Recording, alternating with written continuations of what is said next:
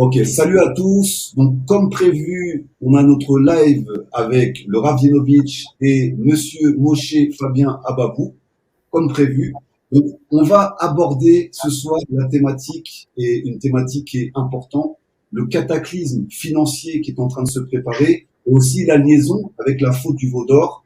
On sort de Yom Kippour, on sait que la fête de Yom Kippour est une commémoration, entre guillemets, de la faute du veau d'or et surtout du pardon du créateur face à son peuple et face au monde entier, à l'univers. Donc, on va introduire ce live, on va introduire ce cours par une présentation de Monsieur Ababou. On va le laisser se présenter pour savoir un peu qui il est, d'où il vient et quel est son cursus.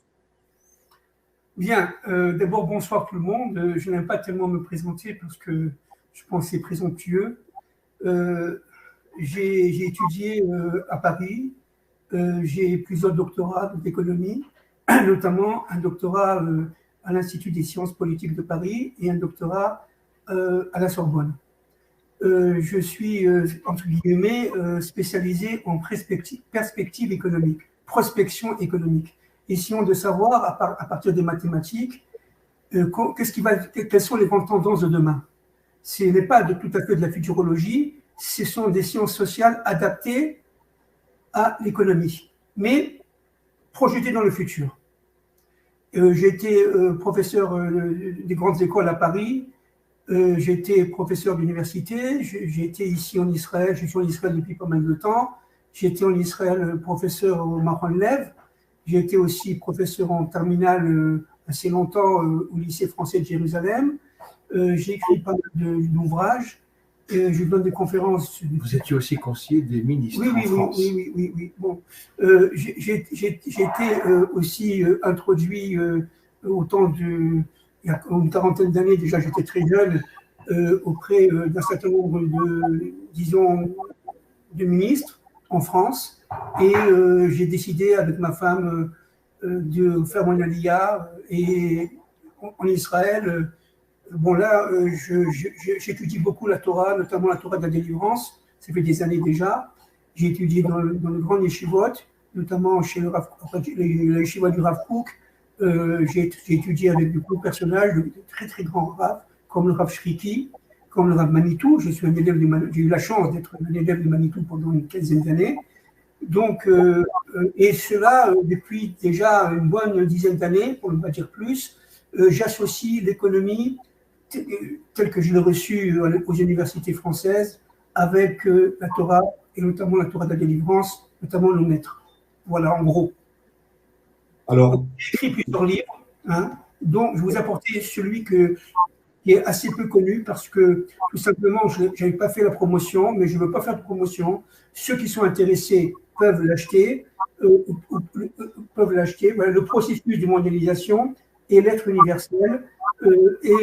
C'est un livre donc, qui est assez fondé sur l'économie, sur la mondialisation économique actuelle, avec les repères du Torah, en Torah. Voilà, en gros. Donc, ceux qui sont intéressés peuvent rentrer dans souris.com, c'est marqué là. Et souris.com, Eliaou, c'est en minuscule et non pas en majuscule. Attention, ils sont ça. Aucun problème. ury.com en minuscule. Voilà. Ok. Alors, après cette petite présentation, on va rentrer directement dans le vif du sujet.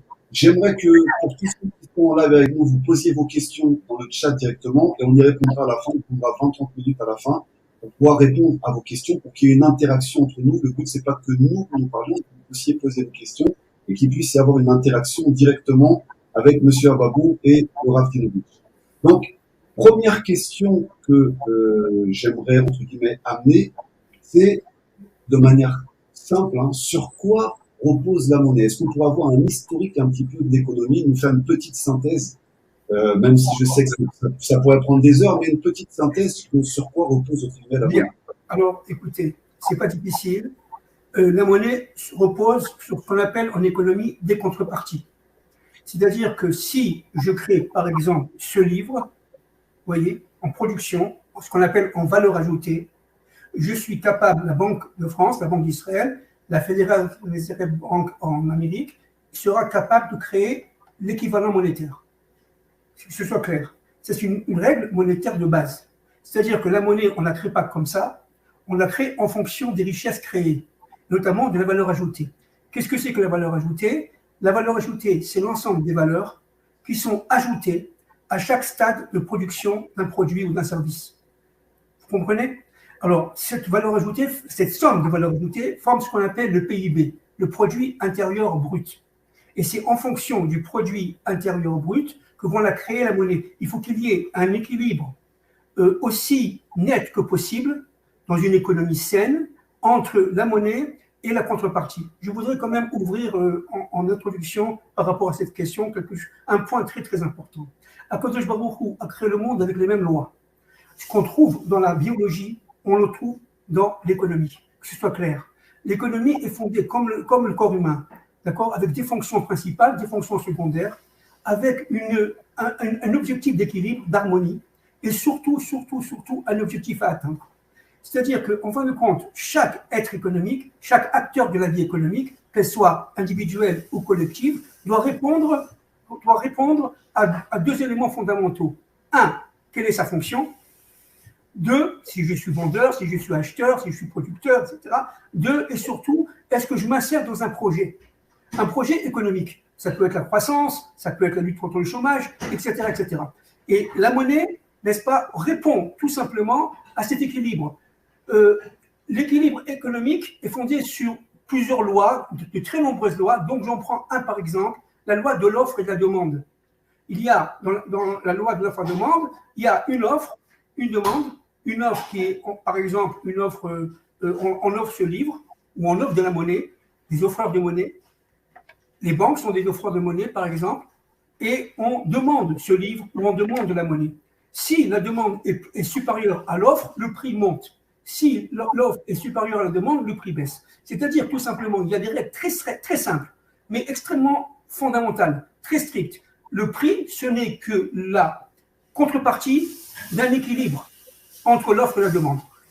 D'accord? Il y a des lois de marché, notamment la concurrence pure et parfaite.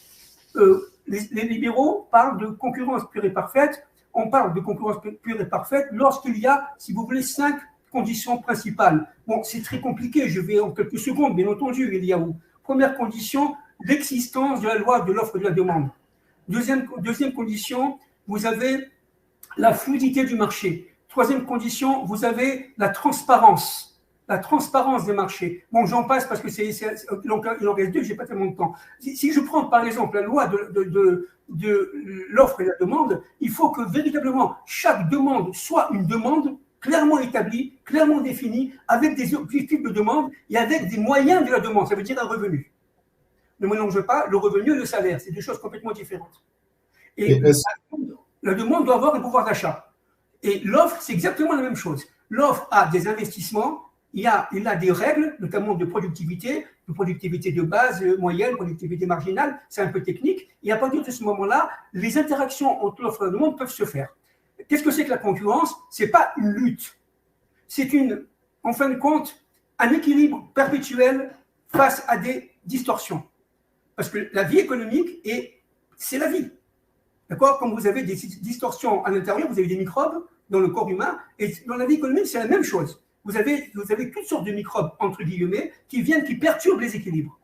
Donc, la concurrence est là pour rétablir quelque part les équilibres. Vous avez des personnages, des entreprises, quelque part, entre parenthèses, monstrueuses, qui veulent dominer tout le marché. Le processus de monopolisation qu'on a vu au 19e siècle et qu'on a vu pendant tout le 20e siècle, qui fait que, véritablement, quelques-uns dominent tout. Par exemple, je ne sais pas, la SNCF est devenue, en France, l'entreprise qui dominait tous les chemins de fer de A à Z, y compris toutes les PME qui travaillaient avec. C'est-à-dire, véritablement, c'est une concentration d'abord verticale, qui devient horizontale, et qui devient, c'est un peu technique, mais conglomérale. Ça devient déjà assez déséquilibrant.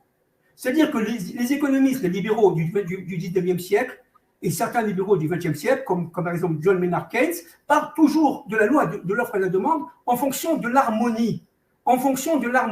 Et malheureusement, la monnaie repose dans une économie sainte et non pas une économie monstrueuse où le foie se prend pour le cerveau, vous comprenez, et le cerveau se prend pour le rein, mais chacun à sa place. Et c'est un puzzle Et les acteurs économiques sont des acteurs, vraiment des acteurs économiques et sociaux. Et ils vont recevoir des informations, ils vont les transformer, et tout cela forme ce qu'on appelle la contrepartie monétaire. Maintenant, en plus de ça, vous avez ce qu'on appelle les changes. Ça veut dire, par exemple, le dollar, les stocks de dollars dans la Banque d'Israël, les stocks d'or dans la Banque d'Israël. Ça aussi, ça fait partie des contreparties monétaires. La monnaie repose sur, la confiance dans les marchés, la confiance. 2, sur la capacité d'échange. Une monnaie s'échange, une monnaie est une monnaie de transaction, ce n'est pas seulement une monnaie, surtout pas une monnaie de thésaurisation. Ceux qui connaissent un peu l'économie me comprennent. Troisième chose très importante, la monnaie est devenue avec le temps un facteur de spéculation. Ça dérègle déjà l'économie. C'est-à-dire que le dérèglement de l'économie par la monnaie et le règlement de la monnaie dans l'économie vient non pas d'aujourd'hui, mais déjà d'il y a au moins 150 ans. Et c'est un processus qu'on a vu, que moi j'ai étudié et que j'ai vu depuis de très nombreuses années, qui aujourd'hui atteint un stade maximal, optimal, terminal. Aujourd'hui, la monnaie ne joue plus du tout son rôle tel que j'avais appris avec les économistes de mon temps. Alors, est-ce qu'on pourrait dire que la monnaie repose aussi sur le stock d'or d'un pays? Alors, la monnaie, oui, chez les classiques anglais, absolument. La monnaie repose sur un stock d'or d'un pays, mais là, je vais un peu m'expliquer. Au 19e siècle, le mouvement monétaire était fondé sur l'or, ce qu'on appelait le Gold Exchange Standard en anglais, les talons de change or. C'est-à-dire que si on avait, par exemple, de la monnaie fiduciaire, on avait des billets à la fin du 19e siècle, parce qu'au début du 19e siècle, il n'y avait pas de billets, il n'y avait que des pièces. Il y avait ce qu'on appelle le bimétallisme or-argent à ce moment-là. Mais au 19e siècle, à la fin du 19e siècle, à partir des années 1890, à peu près 1903, vous voyez, ces années-là, les chèques sont intervenus et la monnaie fiduciaire a été créée, notamment en Angleterre, après en France. C'est-à-dire qu'à partir des années 1860, Napoléon III, si vous voyez, la monnaie fiduciaire est arrivée. La monnaie fiduciaire, c'est la monnaie papier. D'accord? C'était déjà très risqué. Pourquoi? Parce qu'on pouvait créer de la monnaie. On pouvait imprimer du papier. Et donc déjà, à partir de ce moment-là, l'or qui était en stock à la Banque d'Angleterre, à la Banque de France à l'époque, eh bien, était tout simplement la contrepartie réelle. Or, à partir de 1913, la Federal Reserve Bank, la Federal Reserve Bank américaine a été créée en janvier 1913. D'accord? A commencé d'une manière tout à fait rusée. Et c'est un fait historique établi, d'accord, à acheter l'or de l'ensemble des pays du monde, notamment de l'Angleterre à l'époque et de la France. Dans les années 30, la France était un pays qui était extrêmement riche en or. Aujourd'hui, surtout depuis le président, avant le président Hollande, c'était le président… Chirac. Non. Bon, ça va me revenir. Le président Sarkozy, merci beaucoup. Depuis le président Sarkozy, a vendu d'une manière tout à fait irrespectueuse, j'allais dire pour le peuple français, une bonne partie des réserves d'or à l'Amérique. Vendues, c'est-à-dire quoi? Déposées dans les stocks d'échange américains et évidemment d'une manière tout à fait, si vous voulez, cachée, rusée, etc. Et à partir de ce moment-là, recevoir la capacité de créer de la monnaie, notamment à l'époque c'était des euros, par rapport à la Banque européenne, la Banque monétaire européenne, et à partir de ce moment-là, il n'y avait plus déjà de connexion entre l'or et la monnaie. Les Américains ont déconnecté l'or officiellement, non pas en 1945 avec les accords de Bretton Woods, mais en 1971 avec le président Richard Nixon, en 4 août. Oui. Justement, c'est ce qui m'amène à cette question. Est-ce que vous pourriez nous expliquer ce qu'est la Fed en fait? Qu'est-ce que ça représente, cette fédération? La Fed, d'abord, ce n'est pas du tout comme la Banque de France ou la Banque d'Israël. La Fed, c'est l'union des banques privées. D'accord? Aux États-Unis, n'importe qui peut créer une banque. Donc, vous pouvez vous-même, avec votre femme, vos enfants, etc., créer une banque. Il n'y a pas de problème. Mais seulement, il faut qu'elle résiste. Et il y a des milliers de banques aux États-Unis. Mais la Fed, ce sont les plus grandes banques privées américaines qui ont le pouvoir de création monétaire. Et c'est elles qui, indépendamment du président des États-Unis, c'est elles qui développent ce qu'on appelle la politique monétaire des États-Unis et donc du monde. Il faut comprendre une chose, Eliaou, le dollar est considéré par les Américains comme une arme, pas seulement une monnaie, comme une arme d'intégration et d'influence. D'accord? Jusqu'à aujourd'hui. Et donc, depuis ce moment-là, depuis 1971, n'est-ce pas, le dollar a été déconnecté de l'or. C'est-à-dire que, bon, je vais être un peu technique pour vous expliquer, mais je pense que c'est compréhensible par tout le monde. Les marges de fluctuation qui étaient très faibles, 0,5% à Bretton Woods, sont passées à 1,5% dans les années 70 et à 2,5% après la déconnexion du dollar de l'or. Qu'est-ce que ça veut dire? Ça veut dire que les monnaies maintenant peuvent être changées les unes par rapport aux autres, sans passer par l'or, mais d'une manière tout à fait libre et tout à fait légale. Aujourd'hui, il n'y a plus de marge de fluctuation. Les monnaies fonctionnent en fonction, soi-disant, des marchés. C'est-à-dire qu'en fin de compte, vous pouvez créer autant de dollars que vous voulez, sans contrepartie, je répète, sans contrepartie, et jouer sur la confiance ou sur tout simplement la violence économique, la violence politique, la violence même militaire, de manière à faire respecter le dollar comme ce qu'on appelle un étalon monétaire international. C'est ce qu'on appelle une monnaie de réserve internationale, c'est ce qu'on appelle une monnaie, un étalon monétaire international. Le dollar est la seule monnaie, même aujourd'hui, qui, grosso modo, régit à peu près 60% des échanges mondiaux. C'était 70%, maintenant, avec la Chine, etc. Disons 60% des échanges mondiaux. On ne peut pas s'en sortir sans le dollar aujourd'hui, encore aujourd'hui, malgré tout ce que fait M. Poutine, etc. On n'arrivera pas à s'en sortir comme ça. Parce que tout simplement, l'organisation économique et monétaire est dominée particulièrement par les États-Unis d'Amérique. L'Europe, ce n'est qu'un système féodalisé aux Américains. Par exemple, si je prends l'écu, avant l'euro, c'était l'écu. D'accord? European Currency Unit. Ce n'était pas une monnaie. C'était une monnaie interbanque centrale.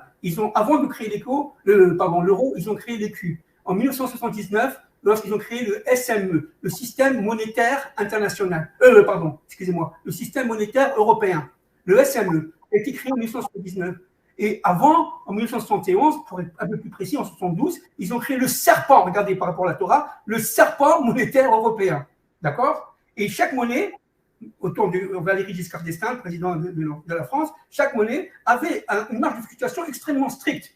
Alors déjà, le dollar avait une marge de fluctuation beaucoup plus large dans le monde. Mais eux, ils se sont protégés, les Européens de l'époque, pour pouvoir avoir une capacité tout simplement de financement et d'investissement beaucoup plus réelle et beaucoup plus européenne. Mais malheureusement, ça n'a pas tenu parce que tout simplement, l'euro est un marque déguisée.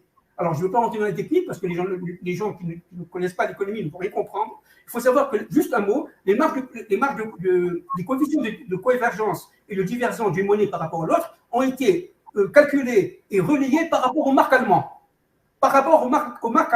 Et le président Mitterrand, qui ne voulait pas faire ça, a été obligé, parce qu'il avait besoin du financement budgétaire allemand pour pouvoir tout simplement relancer à l'époque l'économie française, en 1982.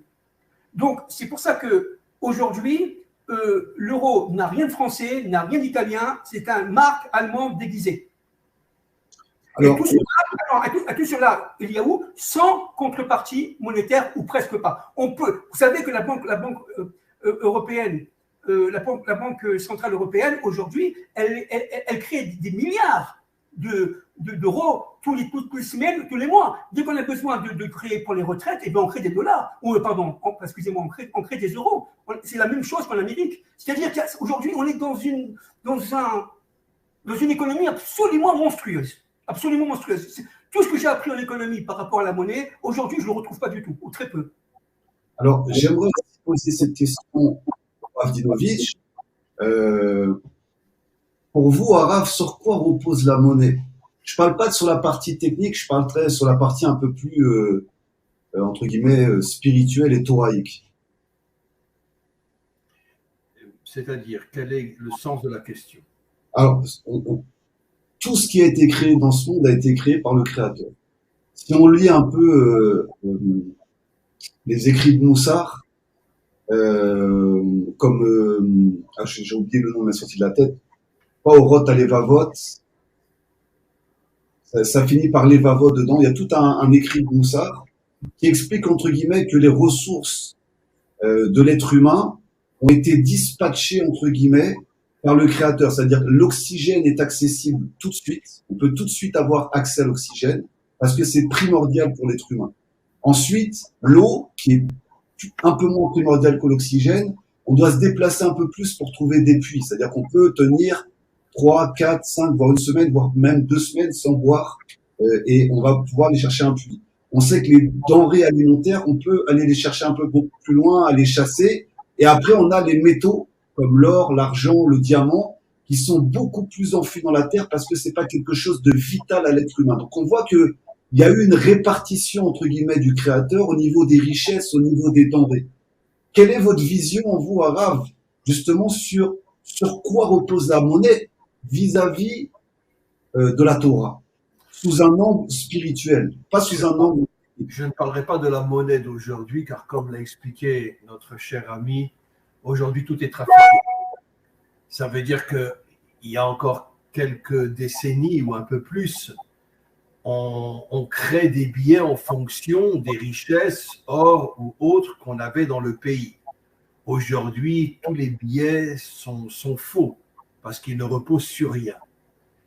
Mais selon, on pourrait dire, le plan de la Torah, je comprends que la monnaie nous oblige à rentrer dans l'action. En vérité, toute la création, et essentiellement la création de l'homme, c'est pour faire de nous des hommes d'action. C'est-à-dire que ouvrir une affaire, acheter et vendre des choses, être dans le monde. Et donc, la monnaie, d'une certaine manière, est, si je pourrais dire, est d'une certaine manière l'ustensile qui amène l'homme à l'action. Il y a évidemment des gens qui sont très pauvres que tu dois aider, mais d'une certaine manière, chacun d'entre nous a le devoir d'agir dans ce monde de manière à justement être capable de pouvoir avoir de l'argent et de vendre ce qu'il a à vendre ou de recevoir ce qu'il a à recevoir. Et on le sait très très bien dans le monde religieux, y compris chez nous. Je parle du monde religieux, ceux qui ne font que étudier toute la journée, etc. Bon, aujourd'hui, les choses sont tombées en Israël. Les gouvernements ont tout fait pour ne plus donner de l'argent, pratiquement plus d'argent dans les yeshivot ou dans les kollels, etc. Mais pendant, on va dire, jusqu'au dernier gouvernement, avant, je veux dire, quelqu'un qui étudiait toute la journée à la yeshiva recevait de l'argent de l'État. Bon, ce n'était pas des sommes énormes, mais il recevait de l'argent de l'État. Ça veut dire que c'est l'absolu contraire de ce qu'est un homme authentique. Un homme authentique doit, on dirait, consacrer une partie de sa vie, bien sûr à l'étude, etc., mais aussi à l'action dans ce monde, de manière à justement pouvoir gagner de l'argent et avoir sa propre indépendance. On avait le cas des Lévi, Marav, c'est-à-dire on a la tribu de Lévi qui est entre guillemets suspendue entre guillemets de tous travaux terrestres pour s'occuper entre guillemets du Beth Amikdash, du service divin. On a cette tribu. Je répondrais que tout ça est lié à la faute du veau d'or. S'il y avait la faute du veau d'or, on pourrait dire, est devenue la source de la religion. C'est quoi la religion? Je me consacre à Dieu et vous me donnez de l'argent pour que je puisse nourrir ma famille. Ça veut dire que c'est la catastrophe. Un kollel, une yeshiva, etc. Bien sûr, énormément de rabbanim sont très fiers d'avoir un kollel ou avoir une yeshiva. C'est la pire des choses qui puissent exister. Alors, parce que ça tue l'homme, ça l'empêche de rentrer dans l'action, ça l'empêche d'agir dans ce monde de manière à pouvoir justement recevoir de l'argent qui le rendra indépendant. Alors justement, Raph, quand vous dites que c'est lié à la faute du veau d'or, on sait qu'avant la faute du veau d'or, ceux qui devaient servir au temple, c'était les premiers-nés. Donc il y a eu un bouleversement, entre guillemets, où il y a eu une seule tribu qui a été désignée, et à la base, les premiers-nés, entre guillemets, devaient servir Hachem. Mais alors ça veut dire quoi? C'est-à-dire que Tu remarques que dans la faute du veau d'or, ils ont été trouvés à Aaron. Pourquoi ils ont été trouvés à Aaron? Parce que Aaron représentait d'une certaine manière la dimension spirituelle. Il n'était pas encore un homme qui recevait de l'argent des autres. Mais ils ont été le trouver pour créer la religion.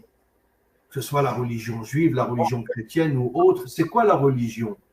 C'est je me consacre à Dieu et vous m'aidez parce que je suis le représentant de Dieu.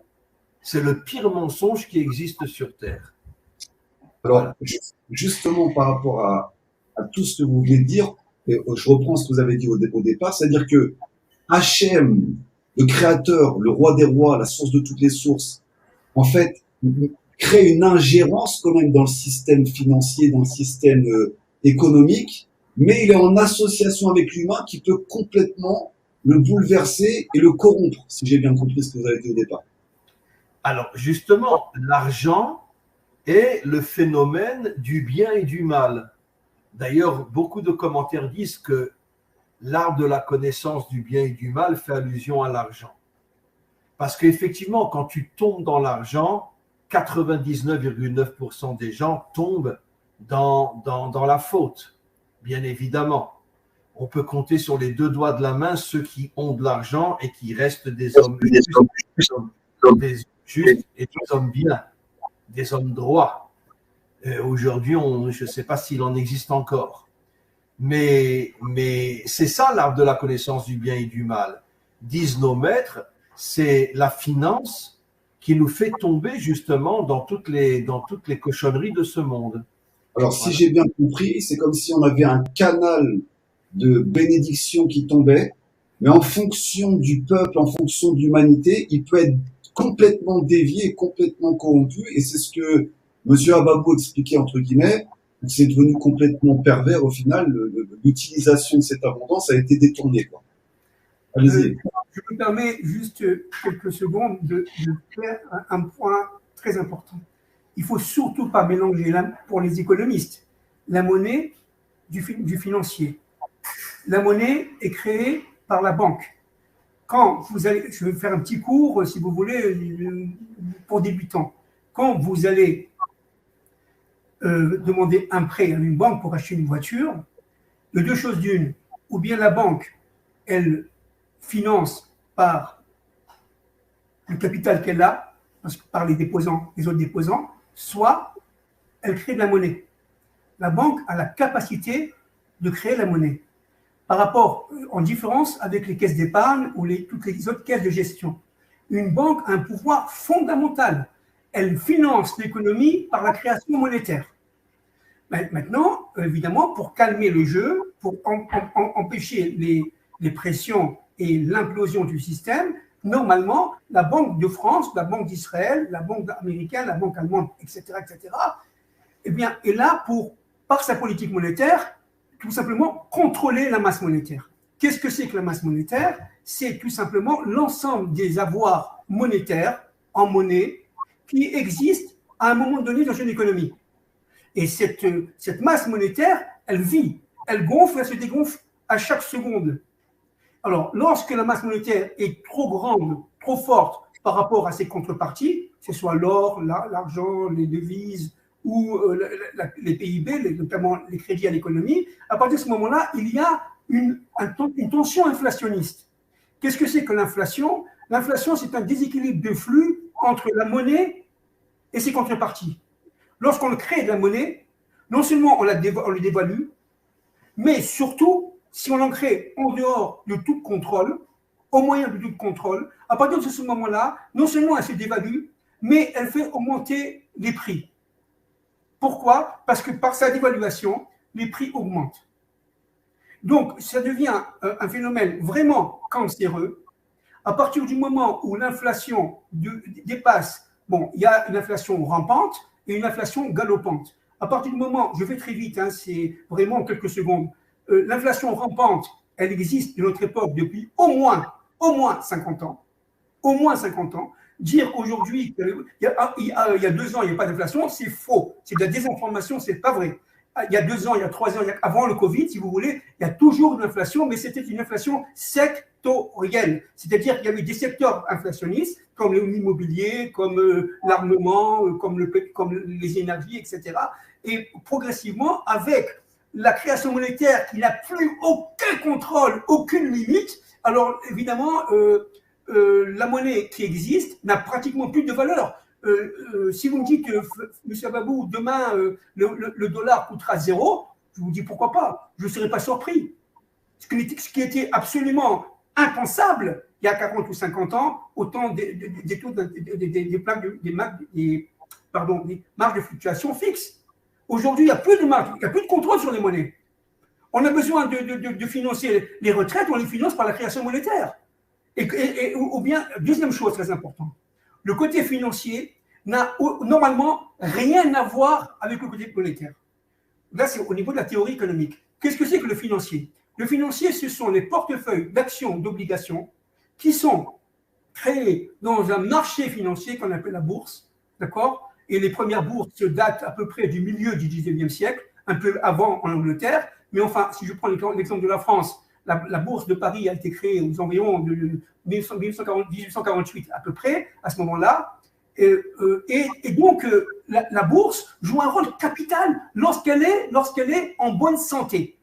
C'est de financer par l'achat d'actions et d'obligations les investissements dans les entreprises. C'est-à-dire que si cette idée géniale de la bourse, et notamment les frères Pereire, qui étaient, entre parenthèses, 2 juifs, qui étaient conseillers de Napoléon III, de l'empereur français Napoléon III, ont eu cette idée géniale d'utiliser l'épargne des ménages qui commençait à augmenter à cette époque-là grâce à la première révolution industrielle, de l'utiliser pour financer notamment les chemins de fer. C'est comme ça que la gare de Lyon, la gare de l'Est, la gare toutes les gares de France, les grandes gares de France, Saint-Lazare, etc., à Paris, ont été financées par les frères Pereire à travers la bourse.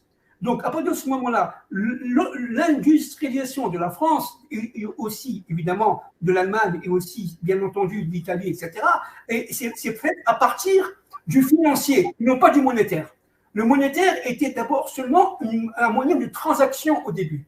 J'ai besoin d'acheter un pain, je donne une pièce d'un sou. C'était ça le monétaire. À partir des années 1980, 1983, et notamment en France à partir de 1973, par le président Pompidou, d'une manière absolument, j'allais dire, odieuse. Moi, déjà à l'époque, et les professeurs aussi qui étaient autour de moi, ça les avait énormément irrités. Il a autorisé la Banque de France à investir et utiliser les marchés financiers. C'est-à-dire qu'il a créé des courroies de transmission entre le marché financier et le marché monétaire, de manière à ce que les banques puissent devenir des agents de change, et réciproquement. À partir de ce moment-là, les choses ont été brouillées.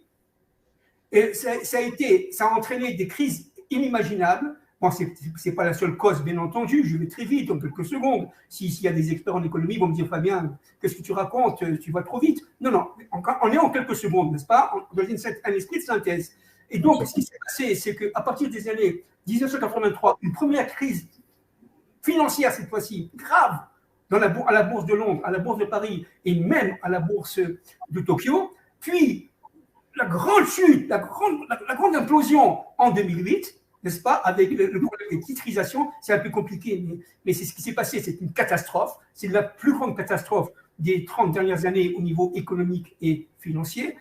Pour l'instant, à cette époque-là, ça a touché la finance, ça n'a pas touché l'économique, parce que le président Sarkozy et le président américain, etc., ont tout fait par de la création monétaire, voyez, complètement en dehors des contreparties. Ils ont tout fait pour refinancer les banques, de manière à qu'elles puissent refinancer l'économie. Mais il n'empêche que les causes de ce qui s'est passé en 2008 sont toujours sous-jacentes aujourd'hui et sont toujours présentes, je dirais même plus gravement qu'en 2008. Alors, la prochaine question que j'aimerais vous poser, c'est Qui tient l'économie mondiale aujourd'hui? D'abord, il faut définir ce que c'est que l'économie mondiale. C'est déjà très, très compliqué. Bien, qui tient l'économie mondiale? En un mot, les grandes firmes multinationales. 200 firmes multinationales produisent à peu près, on peut me dire, on peut me critiquer, mais je dis ça comme ça de mémoire, à peu près 70% de ce qui est produit dans le monde entier. Voilà, pour vous donner une idée. Et parmi les 200 firmes multinationales, vous avez à peu près 40 à 50% de firmes américaines. Il n'y a pas que des firmes américaines, il y a beaucoup de firmes aujourd'hui chinoises, des firmes japonaises, des firmes européennes, de moins en moins d'ailleurs de firmes européennes, parce qu'elles ont été achetées ou inféodées aux entreprises américaines. Mais vous avez aujourd'hui, et si vous avez au-dessus de cela, vous allez avoir des lobbies, c'est-à-dire des conurbations de force qui, dans certains secteurs, comme par exemple la pharmacie ou la recherche en biomédicaux, ou la recherche en armement, tout cela, vous allez avoir des forces absolument incommensurables. Il y a aujourd'hui des puissances. Bon, je vais vous donner un exemple. Il y a quelques années, pas aujourd'hui, il y a quelques années, le budget général de General Motors, qui est une entreprise américaine, était supérieur au budget général de la France. Je ne sais pas si vous vous rendez compte. C'est-à-dire que le président de General Motors, il avait au niveau économique autant de pouvoir que le président français. Alors on ne parle pas évidemment du président Obama ou quand on met au rapport le président Mitterrand avec le président X ou Y, Reagan de l'époque, ben, il est évident que ce n'est pas du tout le même niveau. C'est pas du tout le même niveau. Comprenez? Le Texas, c'est 8 fois la création du blé de la France. Donc, il faut remettre toutes les choses en proportion. Et donc, la puissance américaine, à travers les firmes multinationales, ce que j'appelle moi aujourd'hui les firmes mondialistes, et là, je peux vous expliquer assez longtemps parce que j'ai étudié, j'ai enseigné ça pendant des années. Qu'est-ce que c'est que la mondialisation des firmes? Une firme, aujourd'hui, on parle de firmes mondialistes, c'est-à-dire des firmes dont la tête se veut être dans un pays d'accueil, dans un pays d'origine, et les filiales dans des pays d'accueil. Mais ces filiales dans les pays d'accueil, vous voyez, elles tournent, elles vont très vite d'un pays à pays, de région à région, et il y a une forme de mondialisation qui se fait d'une manière absolument éhontée, parce que là, on n'est plus du tout dans l'économie réelle. On est dans l'économie tout simplement capitaliste, de connivence, comme on dit. Ça veut dire qu'on est vraiment dans une réalité qui n'a plus rien à voir avec la réalité dont on a appris dans les universités. Alors, justement, j'aimerais savoir aussi, et ça c'est une question que j'ai pour vous deux. Est-ce que j'ai répondu Ouais, de manière générale, on a compris que c'est un peu les multinationales qui maintiennent l'économie. Maintenant, j'aimerais savoir quel rôle jouent les Juifs dans l'économie mondiale.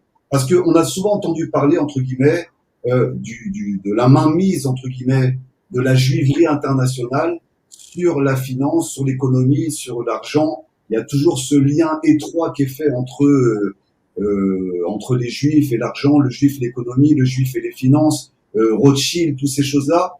Quel est le lien, selon votre vision à vous, Monsieur Ababou, puis après Monsieur Ravdinovitch? Quelles sont vos visions par rapport à ça? Avec ta permission, je voudrais juste dire quelque chose de très important.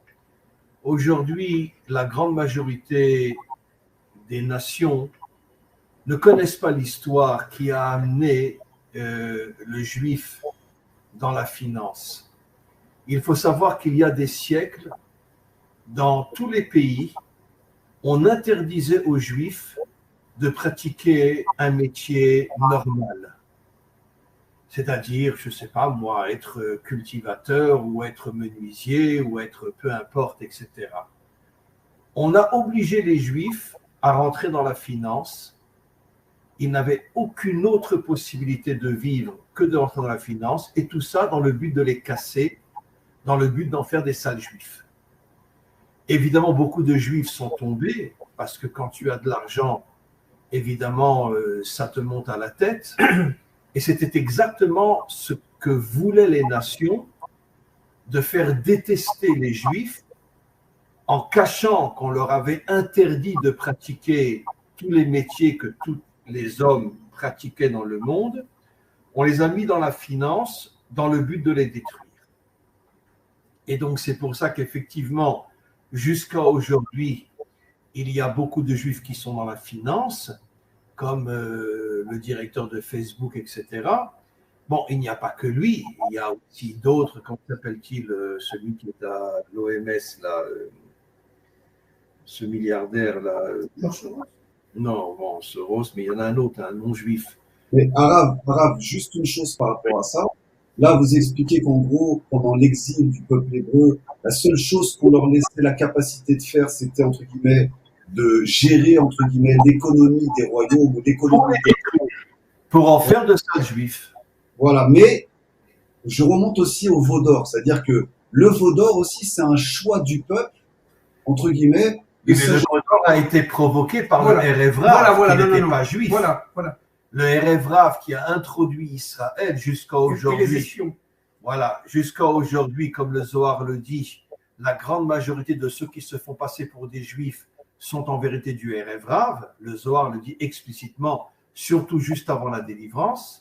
Et donc, on est le peuple le plus introduit par des forces obscures, des forces sataniques qui se font passer pour des juifs, mais qui ne sont pas juifs. Tout ça dans le but de salir Israël, de le détruire de l'intérieur et de renforcer l'antisémitisme. Alors, on est d'accord. Et les nations ne savent pas que ce que je vais appeler moi ces sales juifs ne sont pas juifs. D'accord, mais Arabe, quand on vous entend parler, on a l'impression que le peuple hébreu ne peut pas fauter. Alors, ok, les Hébreux ont été influencés par le Erev Rav. J'ai jamais dit qu'un homme ne faute pas. Tous les hommes fautent. La preuve, Moshe a fauté, David a fauté, etc. Mais toutes les introductions qui, depuis des siècles, sont à l'intérieur de notre peuple, ont pour but de créer l'antisémitisme, parce que ces gens-là se font passer pour des juifs et ils ne sont pas juifs, dans le but de salir Israël et de détruire Israël.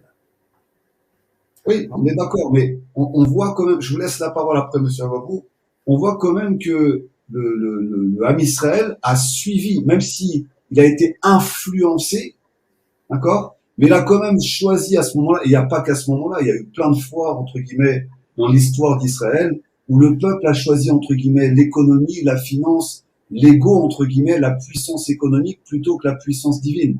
Donc, on sait que le Erev Rav a influencé. Mais il y a aussi une responsabilité du Ham Israël qui remonte bien avant déjà l'histoire du Moyen-Âge et l'exil qui a été... Et il y a où nous sommes des hommes comme les autres. Bien sûr. Et on va dire que la grande majorité des hommes dans ce monde tombent,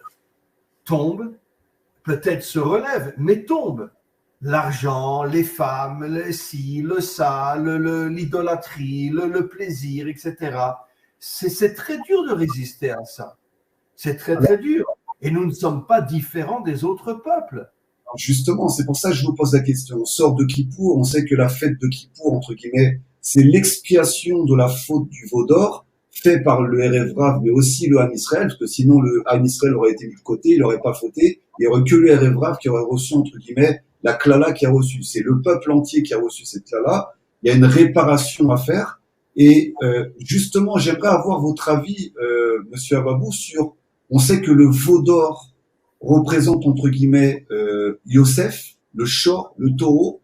Quel lien il y a entre le shor, le taureau, Yosef, l'économie égyptienne, et justement le fait que le Erev Rav, avec une partie du Ham Israël, parce que c'est pas tout Ham Israël qui a fauté, a voulu, entre guillemets, se rediriger vers cette économie de Yosef et symbolisée par le taureau et l'économie financière. Bien, d'abord, c'est une très très bonne question. Yosef Hatzadik. Yosef Hatzadik, il est en fait, bien sûr, à l'époque, il n'a pas fait l'université, bien entendu, il le savait par intuition, parce qu'il était lié directement à partir de son père Jacob à Dieu directement. C'était un très très grand économiste. Et donc, il avait tout de suite compris quel était le moteur de l'économie égyptienne. Et parce que quand vous lisez le pshat, le littéral de la Torah, qu'est-ce qu'il a fait, Joseph? Il n'a pas fait grand-chose, en fait. Un enfant aujourd'hui, un adolescent de la classe de seconde terminale, il peut le dire ce qu'il a fait. Mais la différence, c'est que Joseph était directement lié à la divinité. Il était lié par son père, où il est rentré dans le Pardès. À partir de ce moment, Pardès, ça veut dire dans le pshat, remez, drash et sod en hébreu, C'est-à-dire que véritablement qu'il était dans le émet avec son père, dans la vérité. Et donc, Yosef avait compris quels étaient les dangers de l'économie égyptienne, ce que tous les professeurs d'université et les prix Nobel qui étaient autour de Pharaon ne pouvaient pas percevoir, parce que Joseph allait dans le émet. Et qu'est-ce qu'il a fait, Joseph? Il a pris tout simplement, regardez bien, il a pris l'ensemble des systèmes qui vont après perdurer pendant des millénaires. Système féodal, système capitaliste, système socialiste, système communiste, système ultralibéraliste, et j'en passe, et j'en passe, et j'en passe. Il a pris ce qui était le mieux dans ces systèmes, il a enlevé le mal, et ça, les experts de Pharaon ne pouvaient pas le faire, parce qu'eux-mêmes, ils étaient idolâtres. Et à partir de ce moment-là, il a créé une économie avec ce qui avait été de bien dans chacun des systèmes qui, après, vont être repris par le Mashiach ben David, d'ailleurs grâce, entre parenthèses, aux forces de Yosef, qui vont être en lui, n'est-ce pas, par le Yesod. Le Yesod est lié, comme vous dites, au taureau, aux forces du taureau, c'est-à-dire par le travail, n'est-ce pas? Et je reviens un peu à l'économique, au 19e siècle. La valeur fondamentale de l'économie, si vous me dites, monsieur Babou, quelle est la valeur fondamentale de l'économie? Je vous dis, au 19e siècle, comme jusqu'à il y a 40 ans, c'était le travail, le taureau. Le travail était source de richesse, point final. C'était ni la spéculation, ni la création monétaire, ni la finance. On va acheter des produits financiers qu'on va revendre, etc. On va gagner la différence. Tout ça, c'est absolument ignoble parce que ça détruit les équilibres économiques. Encore une fois, on parle de Yosef, vous parlez du taureau. Le taureau est un travailleur, est un fonceur. Et entre parenthèses, vous parlez des juifs, moi je parle des protestants.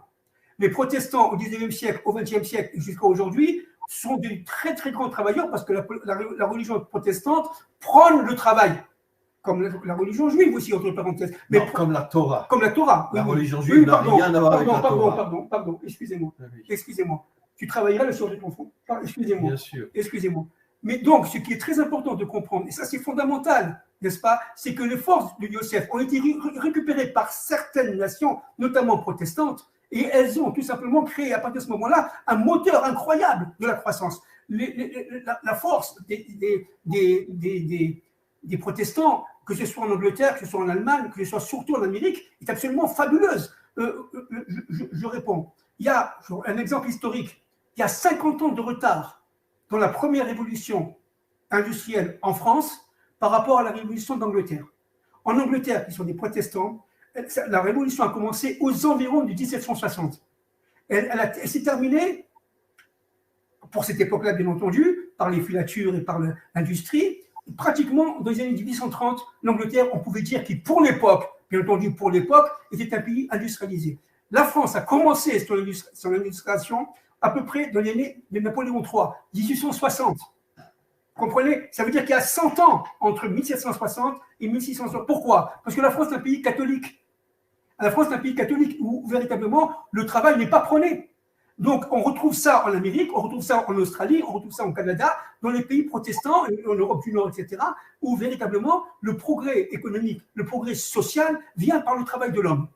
Donc on retrouve Eliaou, les forces de Yosef. Le taureau. Alors, je pose cette question sur le rôle des Juifs et de l'économie.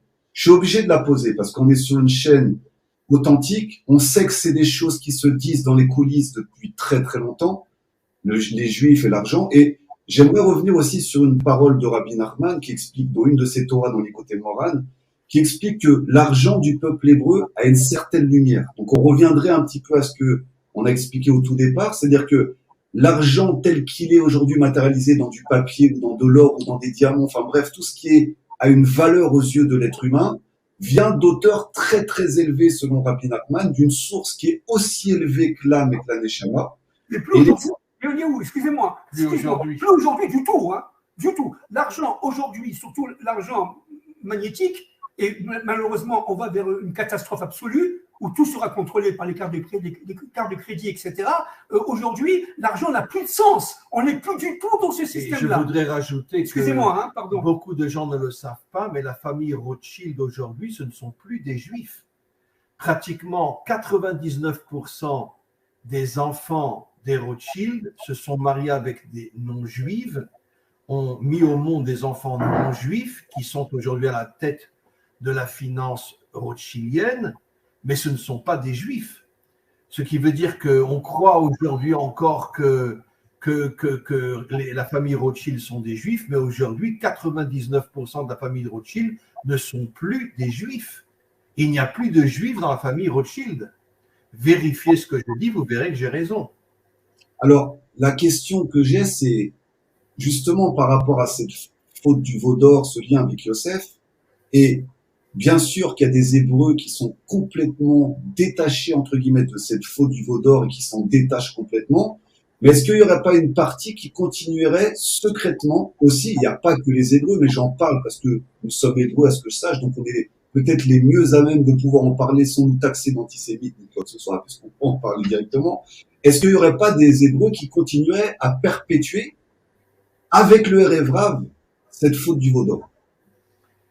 Je m'excuse de revenir sur ce que j'ai déjà dit, Eliaou. Toutes les puissances financières juives, ce ne sont pas des juifs.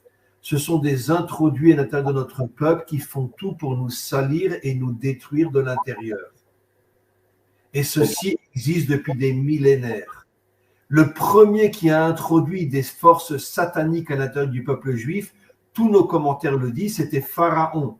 Quand les Juifs sont sortis d'Égypte, il a pris entre autres les enfants de Bilham et il les a introduits à l'intérieur du peuple juif en leur donnant l'ordre, détruisez-moi ce peuple de l'intérieur. Et depuis des millénaires, nous sommes introduits par des forces obscures et sataniques dont tout le but est de nous détruire de l'intérieur. Et ce sont des gens à qui on donne un argent énorme de manière à les faire monter très très haut, soit sur le plan politique, soit sur le plan financier. Dans notre gouvernement aujourd'hui, je ne citerai pas de nom, mais je sais qu'il y a beaucoup d'infiltrés dans notre gouvernement aujourd'hui. En particulier, il y a un Russe qui se fait passer pour un Juif, mais en vérité, tout le monde sait qu'il ne l'est pas. Et voilà. Ça veut dire que toutes les forces sataniques veulent détruire notre peuple en introduisant de véritables nazis à l'intérieur de notre peuple qui se font passer pour des juifs dans la finance, dans la politique, mais qui ne sont pas juifs. Ok, non, parce que je prends ces phases-là, parce que bon, il y a eu l'histoire du veau d'or, il y a aussi l'histoire dans la légende chrétienne que Judas aurait vendu Yeshua. Enfin, vous voyez, vous comprenez que tout ça, jusqu'à aujourd'hui, il y a cette clipa qui est sur le peuple. Et ça, c'est les Romains qui l'ont inventé. Bien sûr, peu importe. Les Romains sont les plus grands antisémites qui n'ont jamais existé. Les Romains détestaient les Juifs et ils ont inventé Constantin, ils ont inventé les pires cochonneries possibles et inimaginables. C'est nous qui avons tué Jésus alors que ce sont ces saletés de Romains qui l'ont crucifié. Nous, on n'y est strictement pour rien. On sait que la crucifixion est un supplice romain et ils ont fait croire que c'est nous qui avons tué Jésus. Mais c'est du n'importe quoi. Et aujourd'hui, 99% des catholiques continuent à croire que c'est nous qui avons tué Jésus. Ce sont ça reviendrait à ce que vous disiez tout à l'heure, c'est-à-dire c'est faire porter aux Juifs, mais c'est-à-dire qu'il y en a bien qui se prétendent vouloir porter ce rôle, entre guillemets, le fait que, vous voyez bien les peintures, même à l'époque de la Seconde Guerre mondiale, et c'est ma prochaine question, on voyait donc les Juifs qui contrôlaient l'économie, qui avaient la main sur le monde, cette histoire-là traverse le temps, c'est pour ça que je suis obligé de la poser et que je l'ai amenée de cette manière-là, pour qu'on puisse dérouler. Donc oui, on est infiltré de l'intérieur, mais aussi, vous l'avez dit tout à l'heure, on est des êtres humains, et il y en a certains qui ont cédé à la tentation de s'agenouiller devant, entre guillemets, de l'argent, au mieux de justement révérer le roi des rois. Et ce qui m'amène à une prochaine question qui est importante. Est-ce qu'il y a un lien entre la crise avant 1939 et celle à laquelle on assiste aujourd'hui? Là, on peut passer vraiment plusieurs dizaines d'heures là-dessus. Hein. Je sais, mais on va essayer de faire simple en synthétisant. En un mot. La crise de 1939, non, la crise de 1929, d'accord, et au début a été une crise financière. Une crise financière parce que tout simplement, à la bourse de New York, il y a eu un surenchèrement de cours, notamment des cours de l'automobile à l'époque, l'automobile étant un produit porteur, un produit source de croissance, et il fallait acheter les actions automobiles. Puis, l'action a tellement monté qu'il a commencé à dégringoler, il y a eu une crise de confiance, et cela s'est de proche en proche, notamment le jeudi noir, et à partir de ce moment-là, cela a entraîné dans l'économie américaine et surtout dans l'économie dite européenne, des répercussions absolument invraisemblables, inimaginables. Je vais vous donner un exemple simple, mais là c'est un peu technique. Les banques, le taux d'intérêt en Amérique ont toujours été, jusqu'à aujourd'hui d'ailleurs, inférieurs au taux d'intérêt européen. Les avoirs américains en banque ont été investis notamment en Allemagne. Lorsque la crise financière, pas monétaire, hein, financière au début, cette crise financière s'étant transformée en crise monétaire et économique et budgétaire après, et inflationniste, mais au début c'est une crise financière. Lorsque la crise financière a débuté de plein fouet en Amérique, le fameux, n'est-ce pas, septembre noir, à partir de ce moment-là, il s'est passé un point fondamental, c'est que les banques américaines ont retiré tout de suite les avoirs en banque, notamment allemandes. Les banques allemandes se sont effondrées, le mark s'est effondré, ça a entraîné une inflation qui était déjà évidemment présente depuis les années 19, depuis le mouvement spartakiste en Allemagne des années 19-1920, mais à partir de 1929, ça a d'ailleurs amené Hitler au pouvoir, entre parenthèses, et ce n'est pas la seule raison, mais enfin c'est une raison importante, ce qui fait qu'à partir de ce moment-là, les banques allemandes se sont effondrées parce que les avoirs américains sont retournés aux États-Unis d'Amérique. Et alors, est-ce que ça pourrait, aujourd'hui, ce qu'on est en train d'assister, se passer de la même manière? Non. Alors aujourd'hui, c'est beaucoup plus grave. C'est beaucoup plus grave parce que, d'abord, à cette époque-là, on n'était pas dans un système mondialisé. D'accord? Ça touchait quoi? Ça touchait les États-Unis d'Amérique, qui venaient de devenir une puissance, disons, entre parenthèses, universelle, à partir des années 17-18. Donc, c'était encore nouveau. Deuxièmement, et surtout, il y avait encore la maîtrise de l'Angleterre, notamment de la City de Londres, et ça touchait quelques pays européens. La France a été préservée, en bonne partie, d'ailleurs, grâce à Poincaré et à Clémenceau, par ce qu'on appelle le franc or de 1931, la France a été préservée de la grande crise. La grande crise a touché quelques pays. Ça a touché particulièrement les États-Unis d'Amérique, l'Angleterre, moindre, l'Allemagne de plein fouet, pour la raison dont j'ai passé, une des raisons dont j'ai parlé tout à l'heure, les avoirs américains ont été rapatriés en Amérique, parce qu'en Amérique, on manquait d'offres de monnaie, on manquait de monnaie. Il a fallu rapatrier tout ça. C'était la panique générale. Et certains pays d'Amérique du Sud, comme le Mexique ou surtout le Brésil, ont supporté cette crise-là. Mais aujourd'hui, on parle de l'ensemble de l'économie mondiale, de l'ensemble de l'économie universelle. On parle dans des proportions qui sont absolument incalculables. Ça n'a rien à voir. Alors justement, excusez-moi de vous couper, M. Ababou, est-ce que cette crise peut nous faire atteindre une famine et un cataclysme économique? Est-ce qu'on peut atteindre ça ou pas? Écoutez, d'abord, cette crise-là, qui était latente, moi, évidemment, je ne suis pas prophète, mais je peux vous assurer que si vous avez entendu mes cours en France, dans les grandes écoles, à l'École supérieure de commerce de Paris, par exemple, ou à l'École nationale de commerce à Paris, je disais déjà que c'était très grave. Je parle de ça il y a 40 ans. Il y a 40 ans, dans les années 82, 83, 85, la situation était très grave. Mais seulement, elle a été cachée. Comment qu'elle a été cachée? Elle a été cachée par la création monétaire à tire-larigot. Ils ont essayé de financer les déficits de la création monétaire. Aujourd'hui, les déficits sont abyssaux. Je vous dis, je vous donne un exemple. En France, c'est au moins, le déficit, c'est au moins 140% du PIB. C'est-à-dire, vous savez ce que ça veut dire? Ça veut dire que pendant un an et demi, chaque Français est obligé de travailler pendant un an et demi sans toucher un salaire, tous les Français, y compris les firmes multinationales qu'en France et tout ça, pour rembourser la dette. Aujourd'hui, la France a du mal à rembourser ce qu'on appelle le service du service de la dette. Ça veut dire l'intérêt de la dette. Et c'est quand même, le remboursement touche à peu près 25 à 30%, je ne me trompe pas trop, du PIB français. C'est-à-dire que, et ça on ne le dit pas suffisamment en France, la France est un pays extrêmement endetté, ce n'est pas la seule, chaque Américain est endetté à vie. Chaque Américain qui naît est endetté à vie. On ne le dit pas, bien entendu, pour ne pas faire peur. Mais c'est-à-dire, qu'est-ce que ça veut dire? Ça veut dire qu'en fin de compte, cette décélération économique, ce qu'on appelait à l'époque ces 30 glorieuses, où il y avait une croissance de à peu près 5 à 6%, ont créé tout simplement un phénomène de concentration, de conurbation de force, de concentration dans la production, dans les producteurs, au détriment des consommateurs. Et à partir de ce moment-là, les prix, on le voit très bien en Israël aujourd'hui, les prix augmentaient sans véritablement avoir de rapport avec la valeur ajoutée créée effectivement. Donc, à partir de ce moment-là, il y avait un surenchère à la hausse des prix qui a commencé à entraîner des inflations dans les années 60, 70, 80, 90. Après, ça s'est un peu calmé parce qu'il y avait la création monétaire, mais c'était rampant. Aujourd'hui, ça ressort de plus belle. Vous savez, quand je suis arrivé en Israël dans les années 85, il y avait ici une inflation galopante.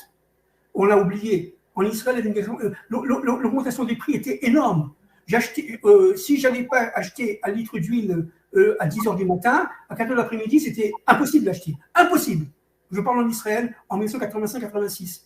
Il a fallu un plan d'austérité du grand économiste qui s'appelait à l'époque Yitzhak Modaï, moi, Baruch Hashem, c'est genre des choses que j'ai connues parce que ma thèse était sur l'inflation à l'époque, une de mes thèses était sur l'inflation, et Yitzhak Modaï a pris les mesures, ce qu'on appelle les mesures d'austérité d'urgence, qui fait que l'inflation a été compressée. Mais ce qui se passe aujourd'hui, c'est qu'il n'y a aucune mesure d'austérité d'urgence parce qu'il n'y a plus de contrôle.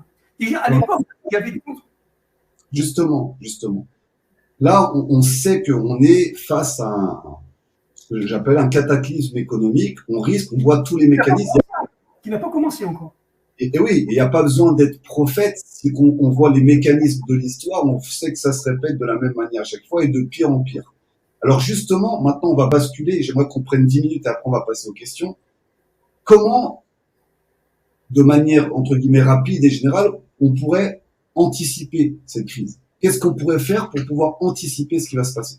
Bon, écoutez, je veux pas être très pessimiste. Je pense que c'est un peu tard. C'est même très, très, très tard. Je pense que les gouvernements actuels font une course en avant qui est absolument immonde. Je pense que la situation, elle est, disons, au niveau de la production dramatique, parce que le phénomène de désindustrialisation d'un pays comme la France ou l'Italie ou même l'Angleterre n'est pas d'aujourd'hui, il date d'au moins 40 ans. Au moins depuis 40 ans, il y a eu des délocalisations industrielles. D'abord, je prends l'exemple de la France vers les pays d'Afrique du Nord, Algérie, Maroc, Tunisie, puis vers l'Asie. Au début, c'était Taïwan et le Japon. Après, c'est devenu la Chine. C'est-à-dire, véritablement, la France, qui était un pays, certes, de PME, de petites et moyennes entreprises, grâce aux années 30 et aux années 50 d'après-guerre, avec le plan Marshall, il y a eu des grandes entreprises qui ont été créées, notamment le général de Gaulle a nationalisé certaines grandes entreprises de manière à les renforcer et les contrôler. Et donc, ces grandes entreprises aujourd'hui sont en perdition, en fait, parce que tout simplement, leur capacité de production a été délocalisée dans des pays à bas prix, dans des pays à bas salaire, dans des pays à bas coût, ce qui fait que si on revient en France, eh bien, ou bien on descend du coût de production, donc on descend les salaires, on descend le pouvoir d'achat, et à partir de ce moment-là, on va vers la révolution sociale, vers la guerre civile. Ça, on sait que c'est catastrophique. Mais comment on pourrait anticiper? Est-ce qu'il y a des choses qu'on pourrait mettre en place aujourd'hui pour anticiper ce qui va se passer? En tant qu'individu, en tant qu'État. Ça dépend. En tant qu'individu. En tant qu'individu. Ah, en tant qu'individu? On ne peut rien faire. En tant qu'individu, écoutez, moi je pense que la situation, elle est alarmiste. Je suis pas optimiste sur le court et le moyen terme. Évidemment, l'inflation ne vient pas de la guerre en Ukraine, etc. Ça, c'est de la désinformation, bien entendu. Ça ne vient pas du Covid non plus, c'est de la désinformation. Le chômage ne vient pas aussi du Covid et de la guerre en Ukraine. C'est un chômage qui est endémique, qui est structurel, qui date depuis au moins 40 ans. plus que ça, même 50 ans. Il s'agit tout simplement d'un chômage qui touche tout simplement le secteur tertiaire, où le secteur agricole aujourd'hui en France, à part quelques firmes très très puissantes, s'est effondré. La vie ouvrière en France ou en Israël même, elle s'est effondrée complètement. Regardez les syndicats, on les entend plus. C'est-à-dire que véritablement, tout ce qui fait le tissu social de la France, la classe moyenne a été réduite à sa pension congrue, notamment par la crise du confinement du Covid-19 il y a quelques années, il y a 2-3 ans. C'est-à-dire véritablement qu'en fin de compte, tout porte à croire qu'il y a, encore une fois, on peut me qualifier de complotiste, je m'en fous, j'assume. Mais ce n'est pas ça le problème. C'est que moi, nous avons tous étudié, je n'étais pas le seul venant à Paris, et ici, n'est-ce pas, profondément, tous ces mécanismes étaient là sans même qu'on avait conscience du complotisme, qu'il y avait un complot. C'est à la fin que j'ai compris qu'il y avait un plan secret. C'est vraiment à la fin de mon analyse, je ne suis pas le seul, hein, de 40 ou 50 ans. Mais monsieur Ababou, oui. En tant qu'individu, pour vous, entre guillemets, c'est trop tard. Et en tant qu'État, est-ce qu'il y aurait pour un État ou un pays qui voudrait se protéger de la crise? Aucun État n'acceptera de sortir de la mondialisation. Non, les États sont indépendants, sont complètement dépendants les uns de l'autre. Ils sont tous sous influence. Encore une fois, je répète, General Motors, au niveau du budget général, c'est supérieur au budget général de la France. Alors, de quoi on parle? L'Italie, qu'est-ce que c'est devant une firme mondialiste? Rien du tout. C'est une entreprise. C'est pas plus qu'une entreprise, avec des millions et des millions de personnes, mais pas plus qu'une entreprise. Parce que la création monétaire, la création productive, la productivité, elle nous échappe complètement. Elle est dans la main de quelques-uns qui utilisent a fortiori l'ensemble des technologies de pointe et de super pointe aujourd'hui, high-tech, de manière à dominer. Et donc, aujourd'hui, les États, d'abord, est-ce qu'il y a des États? Mais les États, notamment les États européens ou même l'État chinois, est complètement dépassé par la situation. Bien sûr. Complètement dépassé. Alors, il me reste 2 questions, après on va passer aux questions. Est-ce que c'est un peu clair ou pas? Bien sûr, c'est très clair. C'est très clair. Mais il y a 2 questions que j'aimerais qu'on puisse amener. Cette première question, c'est, il y a une prophétie qui annonçait la disparition de l'argent liquide et justement la monnaie numérique actuelle. C'est-à-dire qu'on sait qu'à l'avènement du Mashiach, à l'avènement de la délivrance, la monnaie liquide, l'argent liquide va disparaître. Qu'est-ce qu'on pourrait dire par rapport à justement Juste avant la délivrance, c'est ce que dit le Talmud, c'est que l'argent liquide va disparaître entièrement, puis, comme il est dit, jusqu'à ce que disparaisse la pièce de la poche. Pour dire que ça veut nous faire comprendre que l'argent liquide va disparaître, on n'aura plus que des cartes et ils vont nous tenir grâce aux cartes. Et si quelqu'un ne se comporte pas selon le système, on arrêtera sa carte et il mourra de faim. Donc, on va vers une disparition de l'argent qui sera remplacée par les cartes. Bien au contraire, à l'époque du Mashiach, les cartes disparaîtront et l'argent reviendra. Alors justement, ça m'amène à cette dernière question. Après, on va passer aux questions des personnes qui sont avec nous.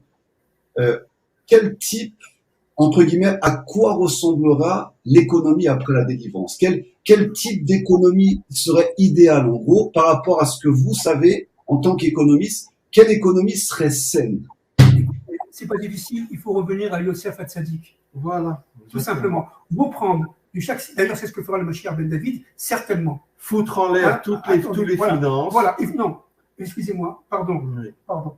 Non, il faut prendre les systèmes, au niveau des systèmes, d'accord? Bien analyser. Et c'est ce que fera le Mashiach Ben David avec ses équipes. Et exactement comme a fait Yosef, prendre ce qui est le bien dans chaque système, parce que dans chaque système, il y a du bien, mais les forces du mal ont été incorporées, c'est le serpent de l'histoire, n'est-ce pas, pour fausser tout. Donc on a tout pour réussir, on a tout. Le système féodal, par exemple, développer la solidarité, d'accord? Il y avait au système féodal, par exemple, le contrat d'allégeance jurée. Bon, c'est-à-dire que si jamais les paysans risquaient de mourir de faim, ils rentraient chez le seigneur et le seigneur les nourrissait. Bon, il y avait des systèmes de solidarité formidables, donc la solidarité. il faut évidemment prendre en conscience toutes les lois économiques libérales qui sont fondamentales. La loi du marché, les lois de concurrence pure et parfaite, toutes les lois, n'est-ce pas, de démonopolisation.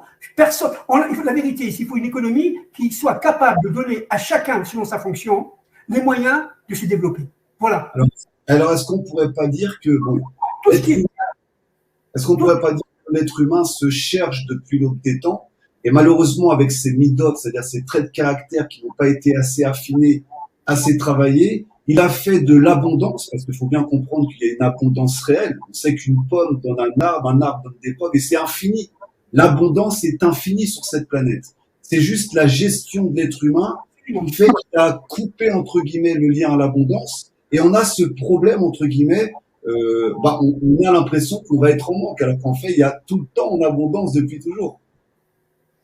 Mais moi, je dirais, pour répondre à ta question, que la différence entre le monde d'aujourd'hui et le monde de la délivrance, c'est que le monde d'aujourd'hui, c'est je veux le plus d'argent possible. Je ne sais pas ce que j'en ferai, mais ça gonfle mon orgueil. Au moment de la délivrance, l'argent servira tout simplement à vivre. Un instrument de transaction. Ça sera un instrument. Voilà. Chacun aura l'argent dont il a besoin pour vivre. Pour vivre d'une manière bonne, mais pas pour avoir des milliards et ne pas savoir quoi en faire, tout simplement pour dire voilà, je suis le roi du monde. Voilà. Alors, chacun aura besoin et aura les moyens de ses besoins. Vous avez compris? Voilà, c'est-à-dire que l'argent sera adapté à la fonction de chacun. Le Mashiach va donner au niveau des nations la fonction, parce que qu'est-ce que c'est qu'Adam Rishon? C'est l'être universel qui se reconstitue avec les nations, des nations qui vont avoir des fonctions du foie, du cœur, de la rate, de l'estomac, et chacun, pour être un bon estomac, il faut du sucre, il faut des sucres, il faut des graisses, et donc il y aura, chacun aura selon ses besoins. Et entre parenthèses, c'est ce que disaient les socialistes, à chacun selon ses besoins. Vous comprenez? Mais malheureusement, ils ont oublié Dieu dans l'histoire. Donc il y a un flux d'abondance, parce que si on regarde vraiment comment la Terre est faite, il y a un flux d'abondance complet. C'est-à-dire qu'on n'a pas besoin d'or, on mangera jamais de l'or, jusqu'à aujourd'hui en tout cas. Mais par contre, l'eau se renouvelle avec le système, la météo. Si on savait gérer, entre guillemets, la nature et gérer, entre guillemets, ce qu'on est à l'intérieur de nous, il y aurait un flux de bénédictions pour toute l'humanité. D'ailleurs, c'est ça la reconstruction du temple, c'est-à-dire c'est un kéli qui va permettre à l'humanité de recevoir l'abondance complètement. D'ailleurs, on sait qu'à l'époque du roi Salomon, personne ne mourait de faim. C'est-à-dire, c'était tellement un homme sage et de justesse qui était au pouvoir qu'au final, il y avait une abondance totale. Alors, j'aimerais juste qu'on puisse passer aux questions-réponses des personnes qui étaient avec nous ce soir. Donc, je pourrais pas tous les prendre. J'essaie d'en prendre quelques-unes qui sont liées justement au thème de ce soir. Donc, première question, Dodette, c'est à quelle époque de l'histoire du monde et dans la Torah on commence à utiliser la monnaie? Bon, déjà, au temps d'Abraham Avinu, on parlait des cycles d'argent, n'est-ce pas? Depuis que, alors, il y a eu 3 phases, si vous voulez. La première phase, c'est la phase du troc. D'accord? C'est l'homme préhistorique d'avant Abraham Avinu. Cette phase-là était extrêmement longue, mais recroquevillée sur elle-même. On avait besoin de peau de mouton, on donnait un peu de viande pour avoir une peau de mouton, etc. etc. Ça a duré, évidemment, au niveau des hommes, quelques milliers d'années. Puis, il y a eu ce qu'on appelle le troc marchandise. C'est-à-dire qu'on a pris une marchandise, par exemple, au sud de la France, du vin ou des olives, et on va reproduire tous les produits par rapport à la valeur de ces olives. Vous voyez comment ça s'est passé? Et ça a duré aussi quelques milliers d'années. Puis, on arrive au temps d'Abraham Avinu, quelques centaines d'années avant, où il y a eu véritablement la monnaie d'argent, le cycle d'argent, puis le cycle d'or. Alors, au début, c'était du bronze, après, c'était de l'argent. Nous sommes à peu près il y a moins 4500 ans, si je peux répondre à ce niveau-là. Et aujourd'hui, bon, on n'est plus du tout dans des rapports monétaires séculaires. Hein. On est dans une autre situation. Alors, deuxième question, est-ce que le fait, l'échappatoire, entre guillemets, Est-ce que donc seul l'échappatoire, le marché parallèle de citoyen à citoyen, sans utiliser l'argent qui est fictif, est-ce que ce serait une solution? Non, pas aujourd'hui, parce que l'économie est mondialisée et même au temps du Mashiach, ça ne se fera pas comme ça. Parce que Ils font tous des faux billets, de toute voilà, façon. non, bien sûr, non, ça ne se fera pas comme ça. On revient pas à une économie de troc. Parce que tout simplement, l'être humain a évolué. Il a évolué dans sa conscience. Même si le choc va être terrible, mais il n'empêche que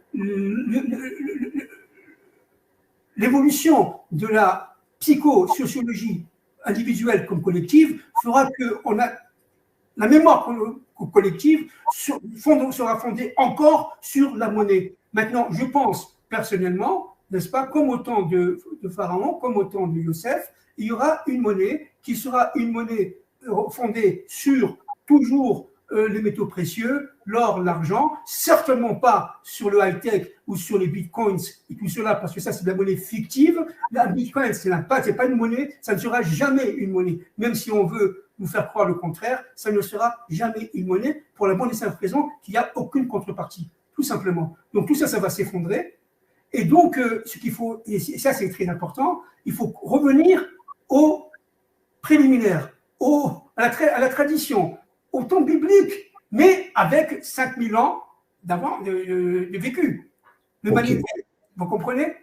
Alors, deuxième question, est-ce qu'il y a une norme, il y a la norme de la quantité de billets produits en économie. Quelle est cette norme et sur quels critères? Oui, ça c'est très technique. C'est très technique. Il y a une formule, c'est la masse monétaire multipliée par la vitesse de circulation de la monnaie qui est égale au prix multiplié par le temps. Bon, là, c'est devient un cours assez universitaire, c'est pas le moment. Mais il faut savoir que est-ce qu'il y a une norme de la quantité d'une monnaie? Oui. Oui et oui. Et qui détermine cette quantité de monnaie? C'est tout simplement la banque centrale. La banque centrale, c'est sa fonction. C'est la politique monétaire. Il faut tout simplement créer de la monnaie en fonction des contreparties. Alors, il y a de nombreux... D'ailleurs, si, entre parenthèses, on veut retirer les billets, on veut retirer les chèques, on veut retirer tout ça, le chèque, ce n'est pas une monnaie. Hein. Le chèque, c'est un instrument de paiement, entre parenthèses. Ce qui est la monnaie, entre parenthèses, c'est la monnaie scripturale, ce qui est marqué sur le chèque. Maintenant, le problème, c'est quoi? C'est qu'en enlevant la monnaie et le chèque, on rend la monnaie tout simplement incontrôlable. Vous comprenez? Incontrôlable par rapport à nous, mais contrôlable par rapport aux élites. Bien sûr. Tout le problème, c'est que nous, on n'a aucun contrôle sur la monnaie. Je ne peux pas donner au Rav Dinovitz 100 € sans que la Banque centrale américaine le sache. Il saura que M. Babou a donné au Rav Dinovitz 100 € automatiquement, à la seconde. Est-ce que vous savez que lorsqu'on retire 100 shekels ou 100 € dans la banque et dans la boîte automatique, les billets à billets, regardez le processus, je vais très rapidement, hein, regardez le processus qui se passe. Vous retirez vous demandez par exemple 100 €, la banque demande à la Banque de France l'autorisation. La Banque de France demande l'autorisation à Atlanta, aux États-Unis. Cela en dixième de seconde, hein, qui va donc enregistrer que vous avez pris 100 €, qui va autoriser, pour toutes sortes de raisons, la Banque de France a donné l'ordre à la Banque, par exemple, de Paris, de vous donner 100 €. Et ça, c'est en un tiers de seconde. Alors, imaginez-vous que tout est contrôlé aujourd'hui. Alors, si en plus on retire les billets, on retire les chèques, on retire ce qu'on appelle la monnaie liquide, alors on va vers un système monstrueux. Alors, monstrueux dans tous les sens. C'est-à-dire que véritablement, on ne pourra même pas respirer. On ne possédera plus rien. Exactement. Y compris son appartement, y compris sa maison. Ce sera tout simplement dramatique et satanique, complètement satanique. En fait, c'est une acquisition totale de tous les biens de l'humanité en numérique. Ils se prennent pour Dieu, tout simplement. Mais tout appartient à Hachem. C'est lui seul, le seul propriétaire de tout. Vous comprenez? Ce n'est pas ces gens-là, ces élites-là, démoniaques, qui veulent tout simplement utiliser à leur propre profit et nous rendre, nous, esclaves. Il faut se rébeller contre ça. Bien sûr. Alors, justement, c'est tout le combat qu'on est en train de mener dans tous ces domaines, et je sais que vous êtes un acteur depuis longtemps. On a une question de Nathan. Alors, Monsieur Abou, peut-il nous éclairer sur les crypto-monnaies? Est-ce que la technologie de la blockchain peut nous aider à sortir de l'influence des systèmes monétaires centralisés? Écoutez, moi je suis un puriste, moi je suis un traditionnel.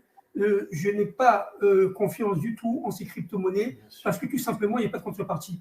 On va créer, moi, si vous voulez, je peux créer une monnaie, je peux appeler la Baboux, je peux appeler le Baboux. Voilà, je crée une monnaie ce soir devant vous, le Baboux, et j'en crée 200 000, pas plus. Pas plus, ça veut dire à un niveau. Et j'ai dit, tu sais, hein, si tu achètes des babouks, ça sera très bien. Vous allez récupérer les babouks et vous allez commencer à les vendre, etc., etc. Mais ça n'a rien à voir avec la monnaie. Ça n'a rien à voir avec la monnaie. C'est que de la technologie. C'est tout simplement un instrument perfide qui repose sur des fantasmes. À moins que vraiment tout ce que j'ai appris, alors je dois le remettre à terre, à bas. Non, la monnaie a besoin de contrepartie. Vous travaillez. Vous avez la monnaie qui correspond à ce travail. La valeur ajoutée, c'est la valeur de la richesse. Qu'est-ce que c'est qu'une richesse? C'est la somme des valeurs ajoutées. Point final.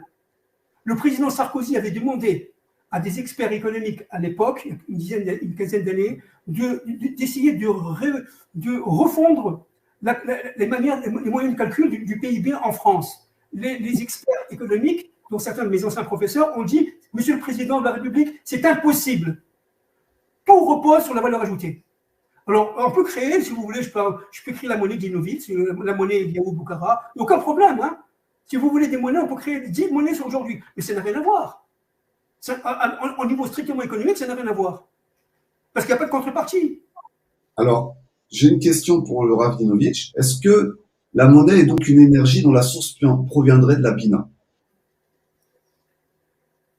Alors, je peux répondre que oui. D'abord, il faut savoir que nos maîtres nous disent que le monde a été créé avec la Bina. Ça veut dire que le monde cache en lui ce qu'on appelle le Oraganous, la lumière cachée, qui est la lumière de la Bina. C'est-à-dire qu'en vérité, à l'intérieur de notre monde matériel se cachent des forces surnaturelles qui se dévoileront au moment de la délivrance finale grâce au Mashiach. Et à ce moment-là, on se rendra compte que finalement, notre monde n'est pas du tout un monde naturel, mais un monde surnaturel qui provient de la Bina.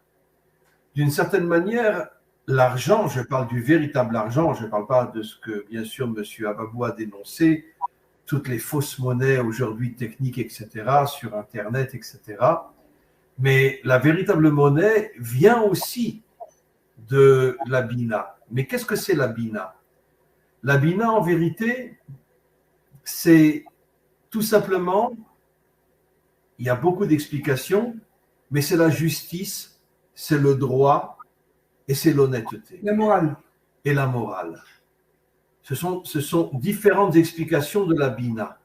Ça veut dire qu'au moment de la délivrance, même l'homme qui aura beaucoup d'argent ne mettra pas cet argent de côté. Il en utilisera une partie pour lui, pour sa famille, et une autre partie, il la donnera à ceux qui sont vraiment dans le besoin le plus total. Et aujourd'hui, c'est tout le contraire. Aujourd'hui, les plus grandes sources financières se fichent royalement de ceux qui n'ont pas d'argent.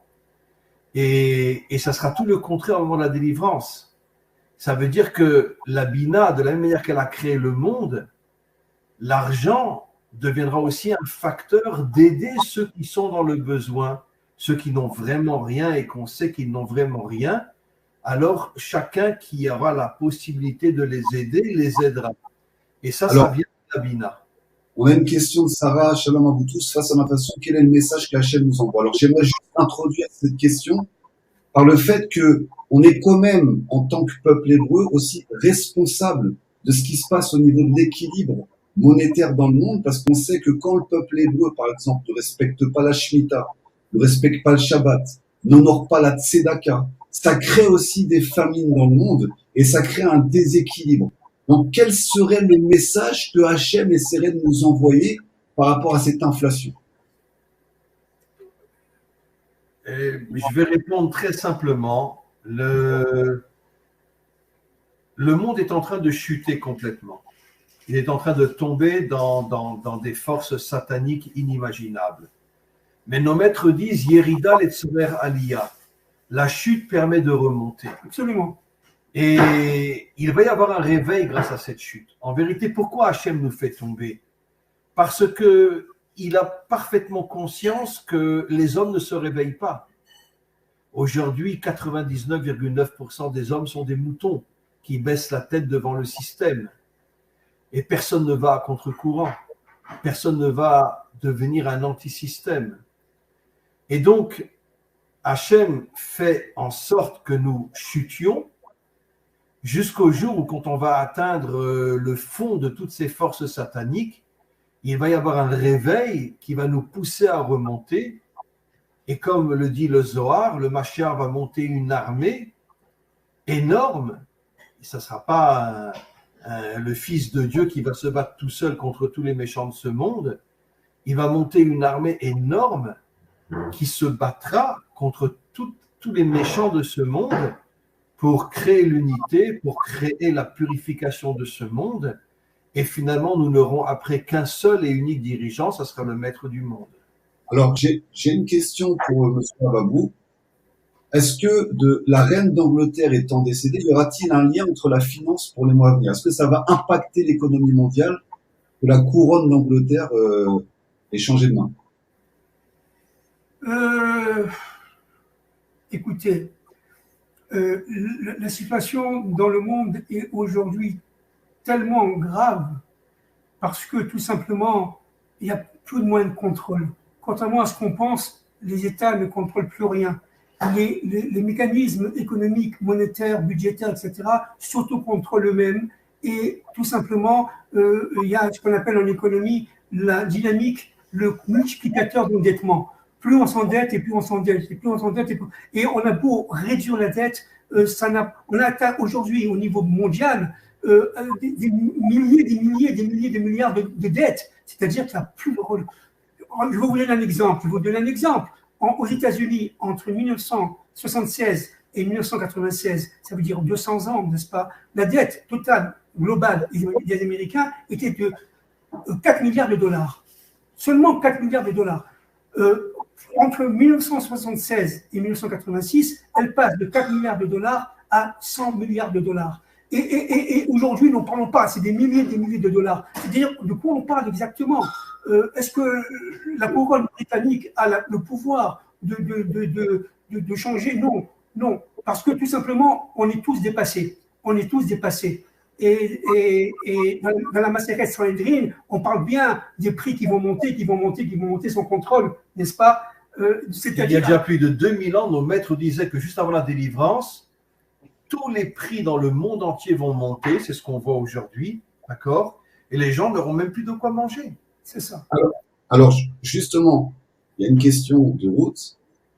Pourquoi à ce jour certains nous conseillent de sortir notre argent de nos banques? Est-ce qu'il serait judicieux de les écouter au regard de ce qui se passe au Liban ou Oui, je dis oui, d'une manière affirmative, parce que tout simplement, évidemment, il